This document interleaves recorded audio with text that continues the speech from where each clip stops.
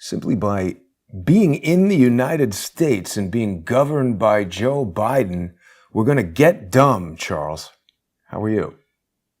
I'm great, Jason. Thanks for accommodating my travel schedule here. Some people are born ready, and some people are born dumb. And if you look at this, I mean, historians are going to marvel in hindsight that Americans, however many voted, actually voted not only to elect these dunderheads. It's tough to decide who's dumber, who's more incompetent, and actually let them stay in power for this long without impeaching both of them. I mean, sitting here, and I'm in Asia, in Southeast Asia, and so the news that I get may or may not be censored or whatever, but no one seems to be putting the obvious two and two together. I mean, here's on the right, you have an idiot, a certifiably moronic fool who is put in charge by her boss, another idiot, of the southern border, and instead decided to go to France to buy cooking pots.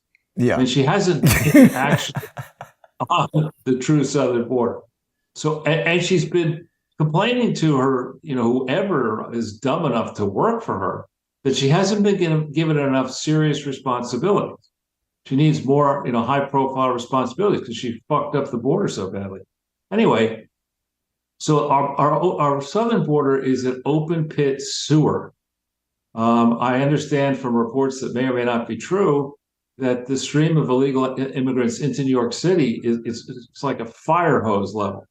It's just so many coming in every week that even another pair of boneheads, Eric Adams and Kathy Hochul, our mayor and governor, even they get that having an open southern border is extremely tough on scarce New York City resources, in theory scarce, and New York State resources.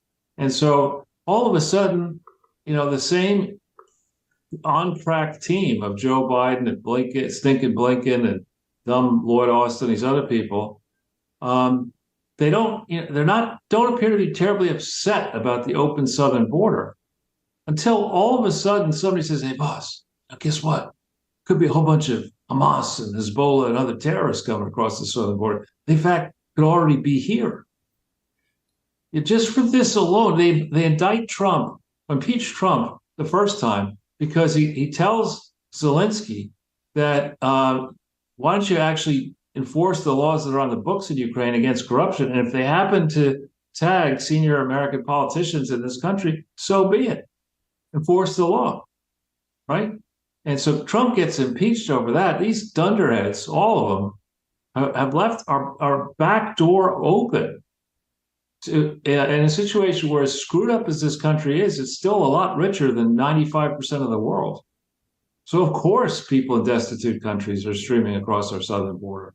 And of course, many of them could be murderers and terrorists and wish us not just no good, but not just ill harm. They could be wishing upon us the destruction of America and the destruction of the elimination of all non-Islamic people, which is what the foreign minister and the supreme leader of Iran have more or less let out through the reports that are coming in that I'm reading of various meetings by this foreign minister, and it's appropriately pronounced Qatar, but spelled Qatar.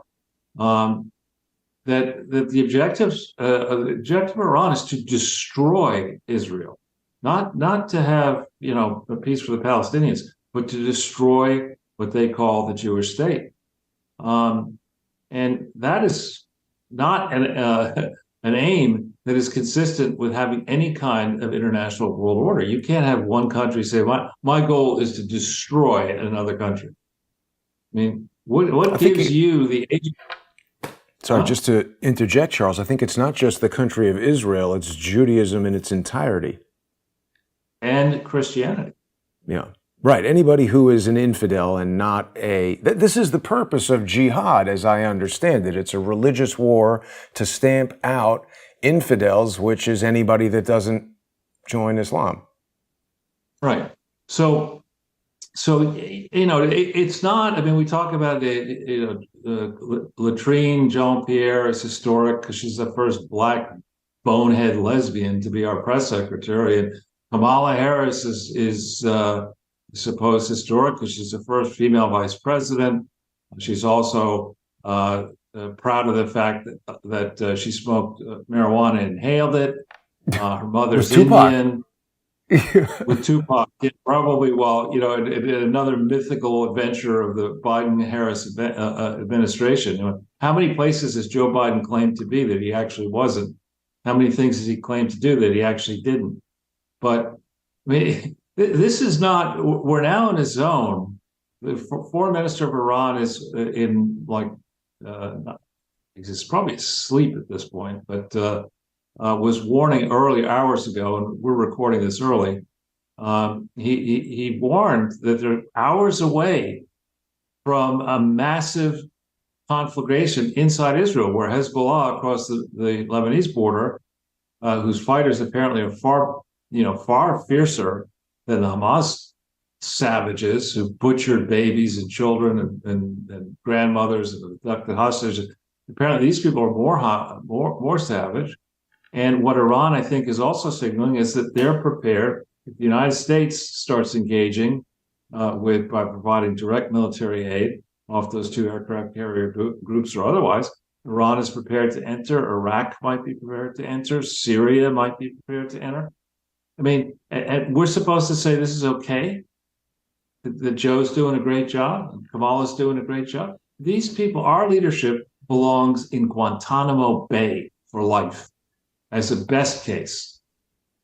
I mean, if it's proven that Joe and his family have been paid cash money or value to subvert the national interests of this country while he was senator, vice president, and or president, I'm sorry, that's treason. I said that got kicked off of Twitter.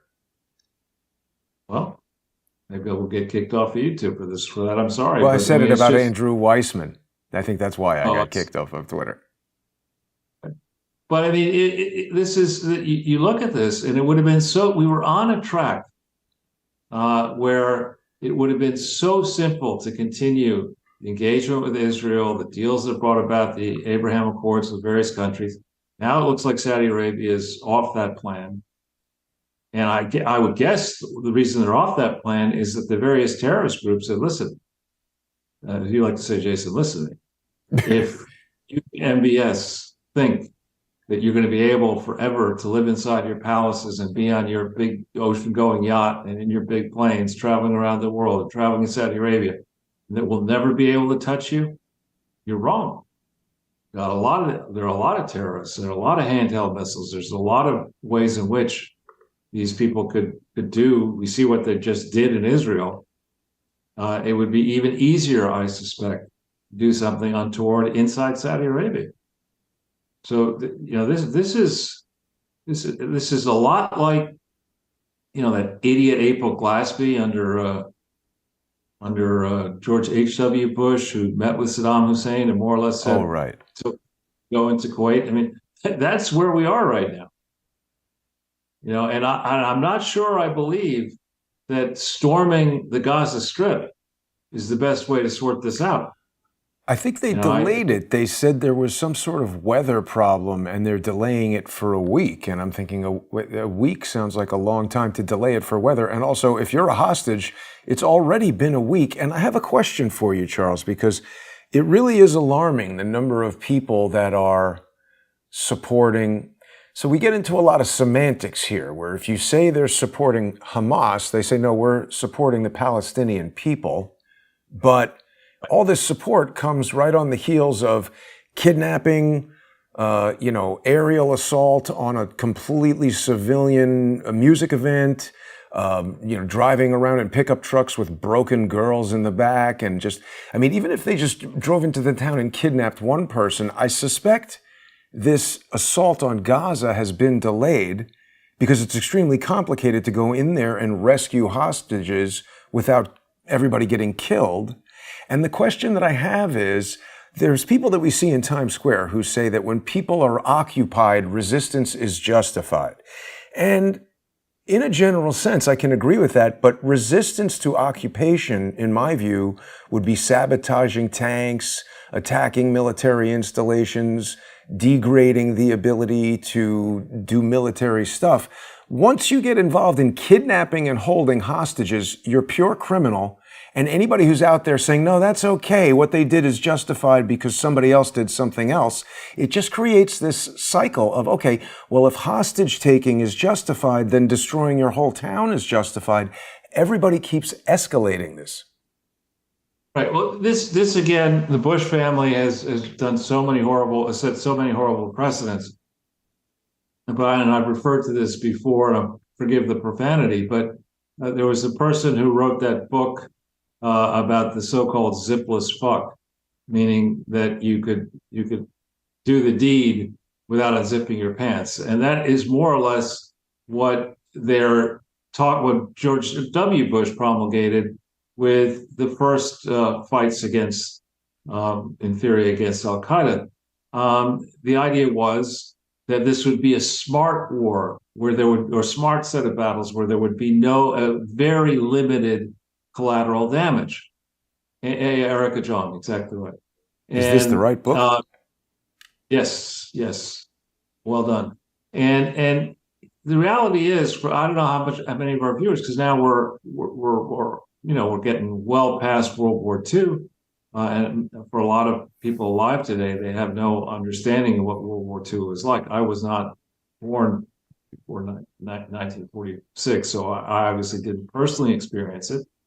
But World War II was certainly a topic that was fresh when I was a kid growing up, and it's not so fresh anymore. And people forget, not only did the United States, the important distinction here is we declared war. We went through a process where Congress considered, are we going to declare war? And debated, and we went ahead and we declared war against Germany, and we declared war against Japan, and I guess we declared war against Italy and the other Axis powers.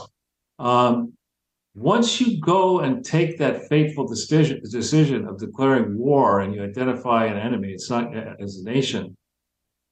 We didn't sit there and say, "Well, geez, what about climate change?" When we burned Dresden, the city that some German ancestors were from, we burned it to the ground. We killed hundreds of thousands of people in Dresden, including some of my babies, civilians, elderly, babies, pregnant, you name it. And the theory was then, and we did the same thing. People talk about Hiroshima and Nagasaki. We firebombed Tokyo. And Japan back then was noteworthy because its houses were wood and rice paper. I mean, it was just, we incinerated hundreds of thousands of people. Why?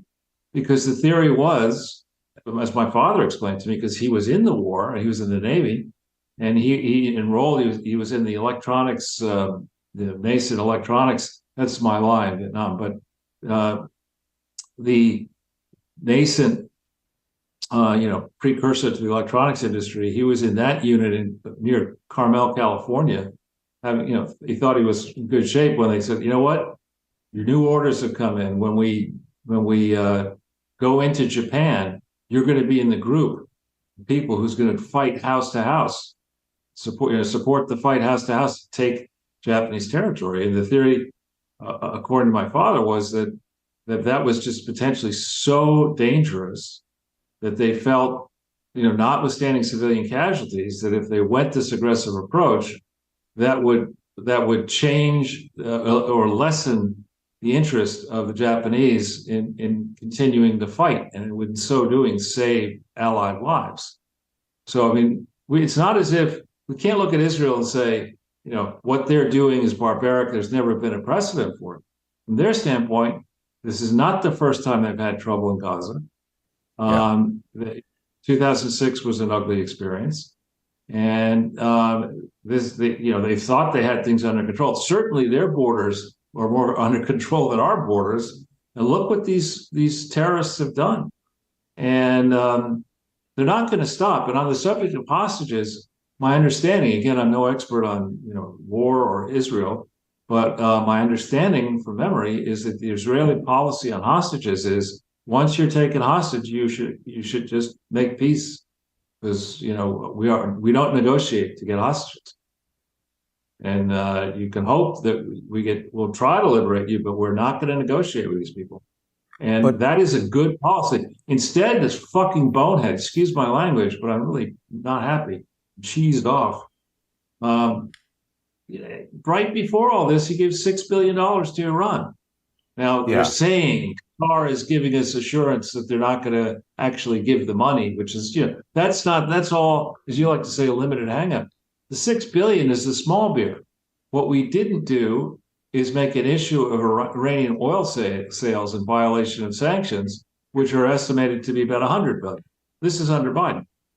So we've got Nimrods, trying to put that stupid JCPOA Iran deal back together, giving billions of dollars in an unequal hostage exchange, and also, looking the other way as these thugs sell close to $100 billion worth of oil. And it's important here to point out that, I've done, I'm not bragging and just relating fact, that I've done many appearances on Press TV, which is the Iranian international, I'm not sure exactly, English language, it was an English language video operation. And I was typically brought in to be the other voice against Iranian official policy.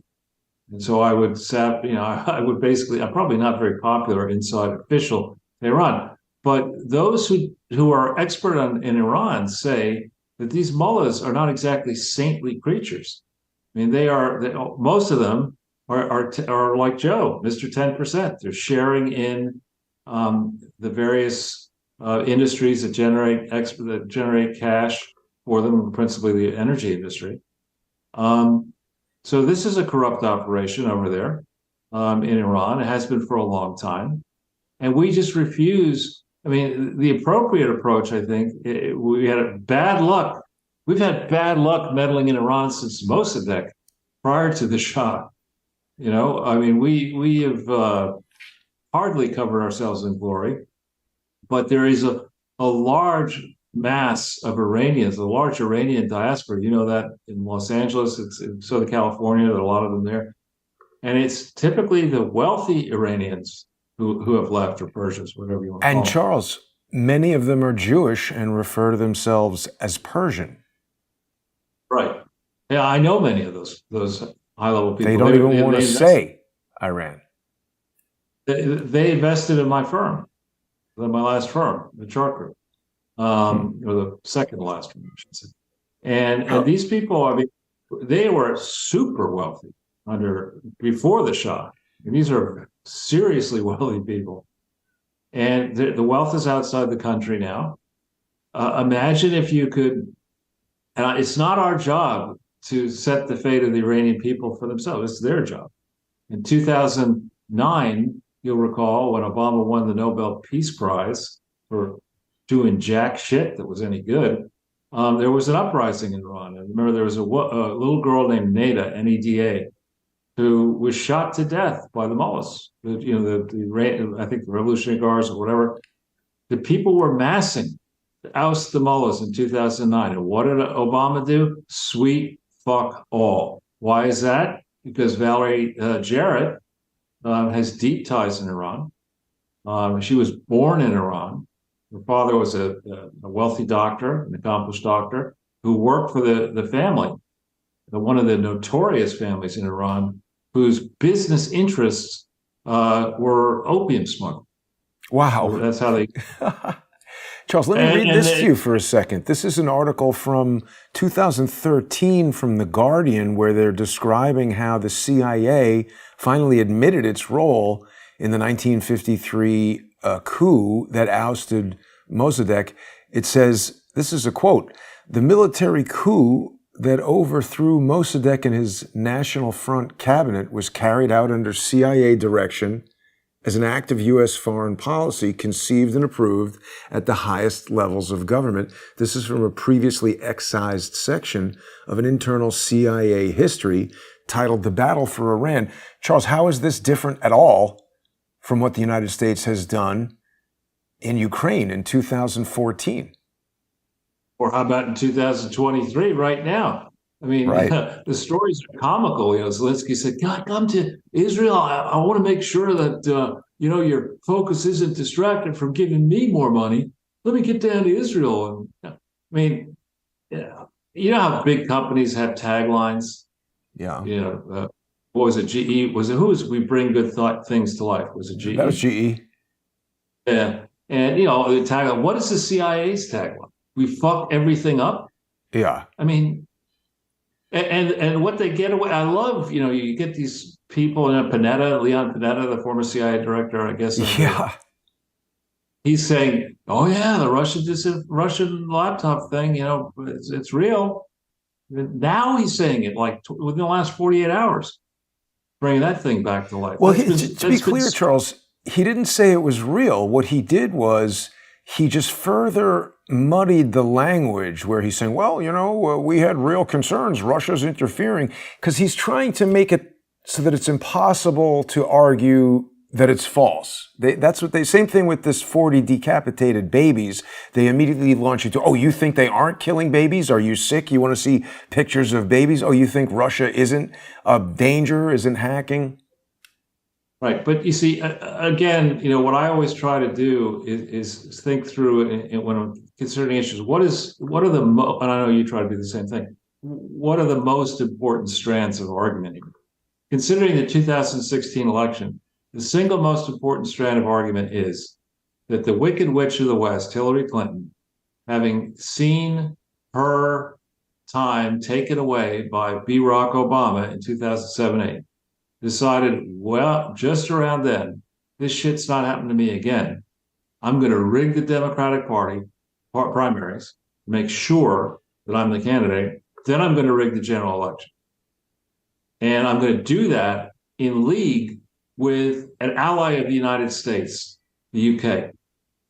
I'm going to enlist the services of the UK, perhaps other members of Five Eyes, to pick the weakest possible Republican, which they thought was Trump because he had no political experience, no chops, and he was.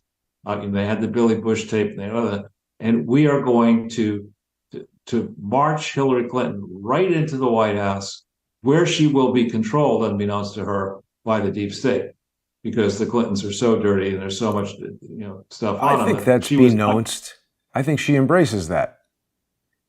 Right. So my point here is that's the big story, that an American family with a negative net worth when Bill was president, that would dare to go to a major law firm like Williams and Connolly and say, you know what, boys, you're going to put your best talent on our problems. Don't worry, eventually you'll get paid. So you're going to lend us at peak like $12 million, whatever the number was, 16 million, or whatever the number was. You're going to get a law firm to lend the president of the United States money as if the president of the United States at that time, with his cabinet, didn't have the ability to more than repay $16 million back by making sure that the Justice Department didn't go after Williams and Connolly clients, or if they did, the Williams and Connolly clients got off lightly, got pardons and stuff like that. There is no way. All the people who are, all these lawyers who are talking about, and bankers can do unethical things. Don't get me wrong, but all these lawyers who are out there saying, we love the law and justice and trust us to be ethical, blah blah blah blah blah. We're the same people from 1992 to 2001 saying, wait a minute, Williams and Connolly, you can't give an interest-free loan in this amount to the president of the United States over 8 years. Right? And even with the benefit of all that, technically speaking, right now we got Tish James, another moron, the Attorney General of New York State, going after Trump in a civil case because Trump, in theory, lied on his financial statements. I'd love to see the financial statements for Bill and Hillary Clinton while he was president, she was senator, his post-presidency to date. I'd love to see those financial statements, because I'm going to tell you what, those financial statements are not even in the fiction section. Those are alien fiction. Those are so fucking crazy that that maybe it's generally accepted accounting principles past the edge of the universe where the aliens we can't even contemplate are hanging around. We're doing those financial statements.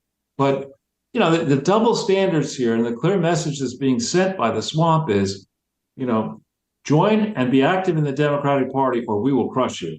Now, Charles, I need to pause you here for a second because we've got to make our journey to the First Amendment Forum. And they're using generally accepted accounting principles verified on Uranus. But people are going to be able to join us in the First Amendment Forum in 5 minutes. Become a sponsor on odyssey.com/@crowdsourcethetruth, crowdsourcethetruth.substack.com, or subscribestar.com/crowdsourcethetruth, or patreon.com/crowdsourcethetruth. If you're not a sponsor right now, but you want to see this episode in the First Amendment Forum, you can get a trial membership. You can do that for free on crowdsourcethetruth.substack.com and on Patreon. So join us. We'll be right back in